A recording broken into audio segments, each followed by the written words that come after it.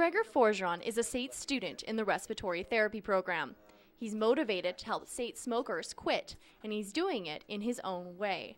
He started a website for smoke-free SAIT, and in it he focuses on the advantages of quitting by explaining how non-smokers have better sex. Forgeron says the old campaign to shock smokers wasn't working, and they need to have a reason today to quit. I could talk about lung cancer and that kind of thing, but it's not going to matter in terms of how it will affect your sex life today and every time you have a cigarette. That matters. The website is designed for young adults who smoke, and it lays out the benefits for men as well as women. It also explains the medical reasons why a smoke before intimacy can affect performance. And you become a non-smoker, your circulation starts to improve, and if you think about how circulation is kind of a component of arousal, better circulation means more arousal. Forgeron's next move is to reach the students with the website. Next Wednesday is Willpower Wednesday, which will further promote the site. For SAIT News File, I'm Claire Fenton. Oh, that's it! Go hard! Elwilda Van Ryswyk is standing trackside, cheering on young athletes, a job she's been doing for most of her life. Her experience with the sport stems back to one of the biggest moments in athletic history at the 1954 British Empire and Commonwealth Games. We are away and running. Van Ryswyk was 24 and officiating long jump at Empire Stadium as Roger Bannister and John Landy ran the Miracle Mile. Just months before the big race, Bannister and Landy had each run a mile in under 4 minutes. Landy held the world record going into Vancouver, August 7th, 1954. Long jump was on the infield of Empire Stadium, so Bannister and Landy ran right by me on the outside, so I could have touched them as they went by, but of course you didn't. On the final lap, Bannister famously pulled ahead as Landy looked over his left shoulder.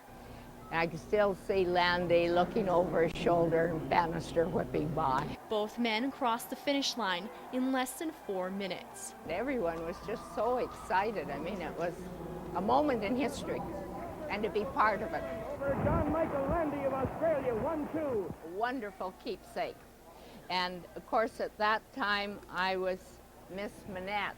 She's kept mementos of the event. The pass, her ticket to the race, is kept in her wallet, always close to her so she can show her grandkids and tell them her story of the Miracle Mile. Her family's involvement in track and field has started with her 74 years of experience and has led to her granddaughter Olivia taking part in her first ever competition this weekend, taking second in triathlon. At 80 years old, Van Ryswyk officiated at her own track meet this weekend and is still inspired by the sport. We were doing triple jump, and the people weren't just quite sure. They said, would you just show us how you do triple jump? So I did a little one today. Claire Fenton, CFJC Sports.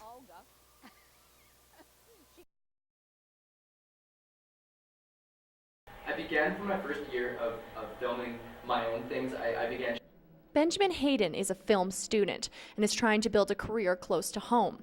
Him and many filmmakers share this dream of having a film industry boom in Alberta.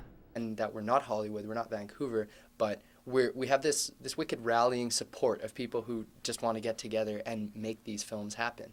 Culture and Community Spirit Minister Lindsay Blackett is one of Ben's best hopes. The minister is positive the industry will grow, but admits that filming in Alberta has its challenges. Short weather window, we have a high Canadian dollar. Those are realities, but you have to weigh whether or not the benefits exceed the negatives, and I think that they do. And, you know, emphasize the positive. If you really believe it, then you can sell it. If you don't believe it, they'll see right through you. Talks are underway for a studio to be built near COP, and it would mean the difference between Ben staying or going. It would give me the chance to actually stay in Alberta because I could maybe maintain some sort of work out of that studio for either clients or for actually working at the studio as some sort of technician. So what that would bring about is a more long-term reason to stay in Alberta. And I do want to stay in Alberta. My family's here. I've considered this question every day. It's an industry that demands creativity, and for independent filmmaker Benjamin Hayden, having the government support his work means he'll have the freedom to stay close to home as well as have a long-term career. And he thinks the Minister of Culture is doing just that. For 8 News File, I'm Claire Fenton.